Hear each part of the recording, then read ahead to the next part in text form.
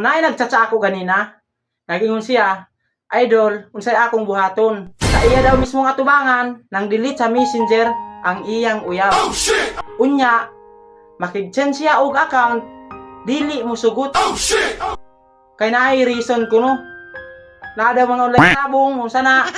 So, ako, kanang mang delete sa messenger, tapos, dili makig-change og account. Sakto na na-approve para mo-overthink ko. What if dili siya makig-change og account sa imuha kay naa siya tinaguan sa messenger. Tapos kana pag yun atubangan nimo nang delete. Sakto na nga reason para mo-overthink ka. Kung love nimo ang usa ka tawo ug naa kay salig sa iyaha, dili rason para dili na nimo ihatag ang imong account. Kung moingon pud ka, nganong need pa man ihatag ang account kung naa kay salig sa ako ah? Oo na ako'y salig sa imuha. Pero ikaw na mismo ang maghatag sa ako og sign para mo-overthink ko. Pinakanindot gyud nga mosulod ka sa usa ka relasyon ka nang open mo sa matag usa.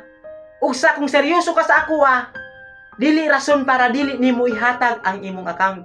So para sa ako, sakto na na-approve para mo-overthink ko. Kamo, unsa may angay ninyong buhaton kung ing-ana ang inyong sitwasyon? Comment lang sa comment section.